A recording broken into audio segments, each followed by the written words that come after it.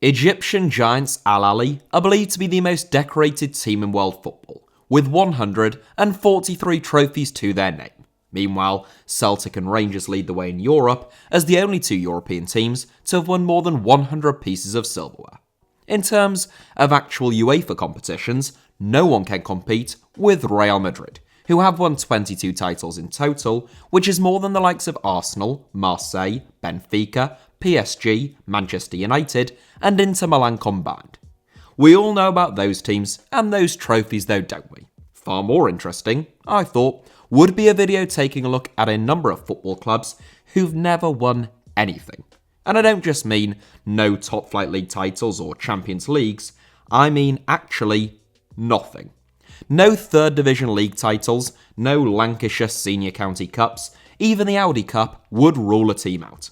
Now, I knew that would be difficult because even my own team, Hull City, who have been phenomenally unsuccessful over the years, have still won 4 trophies in their history, including a League One title which was our first in over 50 years last season. But I think I still underestimated quite how difficult this would be. The knowledge column in The Guardian, which is usually fairly thorough, attempted to find a trophyless football club in 2014, and their conclusion, after discovering that Rochdale weren't eligible, was that there were none. Well, I disagree, and I think I've found 7, including at least 3 that I reckon most of you will have heard of. A couple of others are fairly obscure though, so apologies in advance if I have any trouble with the photos in those segments. Without further ado though, here are 7 football clubs who make Tottenham Hotspur look like Bayern Munich, make Bradford City look like Benfica, and make Salford City's Papa John's stuffed crust pizza trophy crown back in 2020 look like a FIFA World Cup. 7th, FC Krasnodar. FC Krasnodar are one of 2 or maybe 3 teams in this 7 that could be considered a bit of a cheat code, given the fact that they are fairly young. In fairness, Krasnodar were founded in 2008 by Russian billionaire Sergei Galitsky, so they have still had 14 years to get their hands on some silverware. Krasnodar started out in the regional 3rd tier of Russian football, but 2 promotions in just 3 seasons saw them competing in the Russian Premier League by only 2011. However, neither of those 2 promotions came about via title-winning campaigns. Krasnodar finished 3rd in Russia's 3rd Division South in their debut campaign, and when they reached the Russian Premier League in 2010, it came about in slightly dubious circumstances. Krasnodar actually finished 5th in the Russian First Division, as Cuban Krasnodar won the league title. But when Saturn Moscow Oblast were forced to withdraw from the league for financial reasons, Krasnodar were voted in as their replacement by Russian Premier League teams, despite others having finished above them the previous season. Billionaire owner Sergei Galitsky, who is almost unique among Russian billionaires, inasmuch as he didn't make his fortune simply by purchasing state assets at an enormous discount upon the fall of the Soviet Union, is thought to have been a big reason why Krasnodar were chosen. Since reaching the Russian Premier League, Krasnodar have finished in 3rd place on 3 occasions, in addition to having beaten the likes of Everton, Sevilla, and Borussia Dortmund in Europe. Now managed by recently dismissed Norwich City boss Daniel Farke, the closest Krasnodar have come to winning a trophy came in 2014, when they lost 6-5 on penalties to FC Rostov in the final of the Russian Cup. Still, at least their stadium is pretty impressive. 6th, HB Kerr. I'm sure HB Kerr will be less familiar to most of you than FC Krasnodar, given the fact that they have never competed in Europe, but I'm almost certain that most of you will have heard of one of their players and a couple of their managers. Another young club, HB Kerr were founded in 2009 through the merger of Herfurje Bold Club and Kerr Bold Club. Both of those clubs were trophy winners, top flight league title winners no less, but their successors have as yet been unable to follow in their footsteps. Kerr started out in the Danish Superliga, but were relegated in their debut campaign. They were promoted the following season as second-tier runners-up before getting relegated in last place for the second time in only 3 seasons. Kerr have since settled in the second tier of Danish football, finishing between 5th and 9th every season for the past 8 years. Currently, they find themselves 7th, true to form, and well on course for another trophyless season of mid-table football. Kerr are managed by former Liverpool centre-back Daniel Agger, who came out of retirement in August, 5 years after initially hanging up his boots, but hasn't actually played a game, at least as far as I can tell. Through his Liverpool connections, Agger has brought former Reds Academy graduate and one-time England international John Flanagan to Denmark off the back of a disappointing stint under another of his former teammates Steven Gerrard at Rangers. Kerr have never come as close to winning a trophy as their second place, second-tier finish in what was only their second season in existence. Fifth, Deportivo Maldonado. One of my personal favourite inclusions in this 7, Deportivo Maldonado are a club who require little introduction to die-hard and long-term HITC 7 subscribers, since I made a documentary about them back in February of 2020. For the rest of you, that video was entitled "The Club That Spends Millions on Players That Don't Play," and that wasn't clickbait or hyperbole. Deportivo Maldonado really do just that. The club from Uruguay has a long history of being used as a loophole designed to circumvent rules that were introduced to try and outlaw third-party ownership. Maldonado, you see, function much like third-party owners, whilst actually being a fully functioning football club rather than just a limited company or a mysterious business person. Over the past 6 or 7 years, Maldonado have signed the likes of Hernan Toledo, Alexandro, and Jonathan Caleri, none of whom actually made a single appearance for the club. Indeed, Toledo and Caleri, the first of whom has been sent out on loan 6 times and the latter 7 times, are still contracted to Maldonado. Founded in 1928, some 92 years ago, Maldonado currently compete in the Primera Division, which is the top flight of Uruguayan football. Uruguay's footballing landscape functions largely as a duopoly though, dominated by Montevideo-based pair Nacional and Peñarol.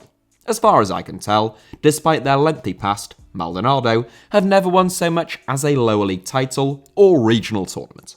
The closest they have come to silverware has been in 1998 and 2019, when they finished as Segunda Division runners-up on both occasions, and they only missed out on the title to Manchester City or City Football Group owned Montevideo City Talk by 3 points 2 seasons ago. Fourth, Club Atletico Atlas.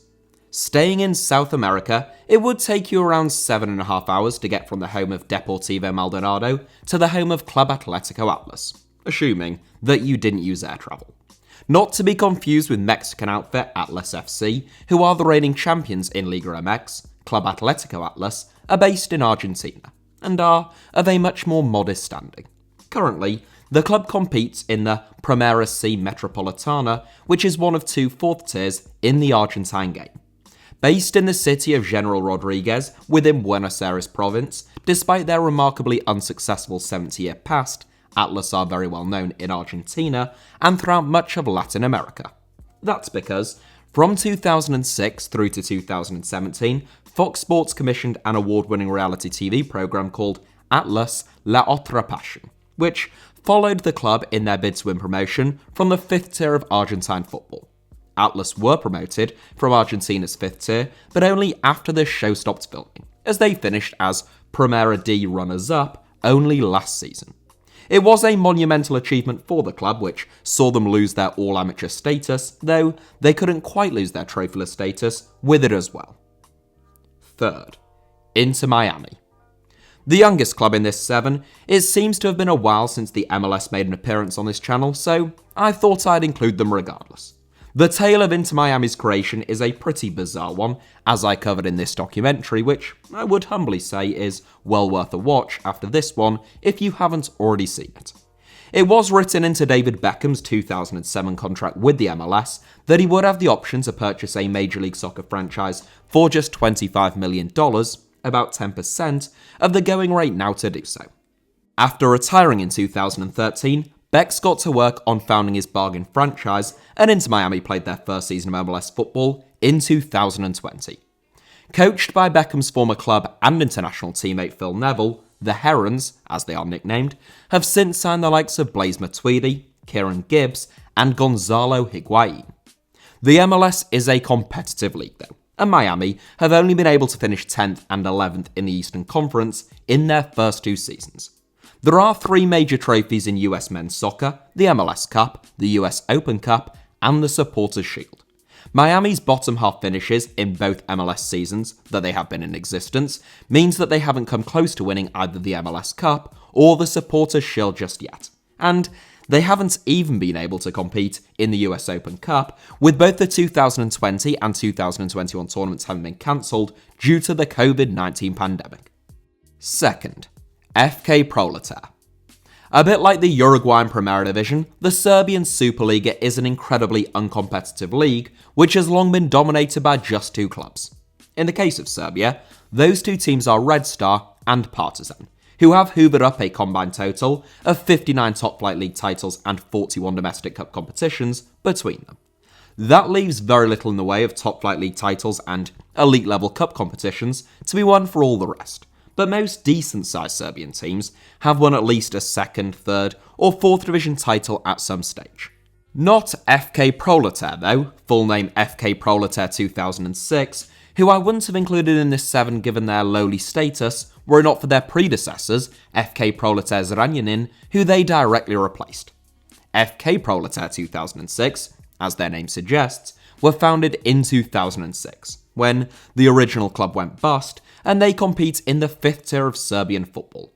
A wholly amateur outfit, Proletar still play their home games at the Stadion Kadrovev Park, the former home of FK Proletar Zranjanin, which once had a capacity of 18,500, though they do well to attract a crowd of a few hundred supporters these days. FK Proletar Zrenjanin, meanwhile, were founded in 1947 and spent most of the 1990s competing in the Serbian Superliga. Despite finishing as high as 5th in the Superliga and enjoying a number of promotions over the years, Proletar never won a league title. The club was relegated in the year 2000 and dissolved in 2005. Proletar 2006 are widely regarded as being their successors, giving a combined total of 75 years without a trophy to their name. First, Levadiakos FC. I have saved a gem of an inclusion until last, and the team in question hails from another nation with a very uneven footballing landscape. Only 3 teams have won more than 3 top-flight league titles in the entire history of Greek football, and only 4 have won the Greek Cup more than 3 times as well. Levadiakos, as you can probably tell from their inclusion in this 7, are not one of them.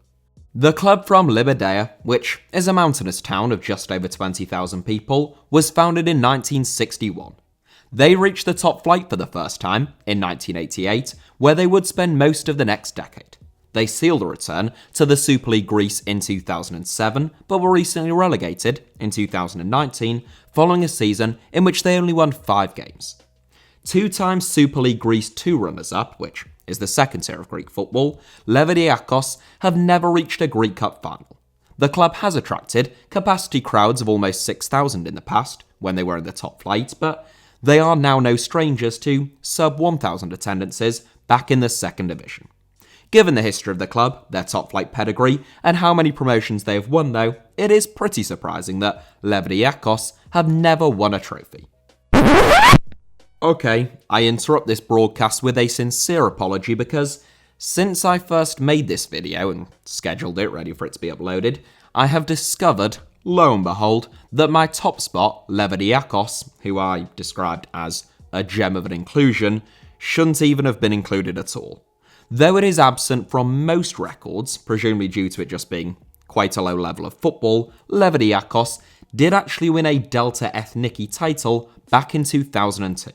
The Delta Ethniki no longer exists, but it was the 4th tier of Greek football, which was itself divided into 4 regional divisions in which 4 champions would be crowned each season. Levadiakos were one of those in 2001, and whilst it is a pretty minor accomplishment, it still rules them out by my strict criteria. I promised you 7 clubs though, and 7 clubs I will give you. So Russian Premier League side, PFC Sochi, who have one of the most impressive and, indeed, expensive stadiums in world football, take their place in this 7. That is it for today's video, which was painstaking to make and to research, if I'm honest with you, meaning that I now need to lie down. I like a challenge though, and hopefully you do too, and all enjoyed that video. Hit the like button if that was the case, let me know your thoughts down below in the comments, and make sure you are subscribed and have notifications turned on for HITC Sevens. You can also find me on social media, on either Twitter or Instagram, by the username at HITC Sevens on both, should you wish to do so.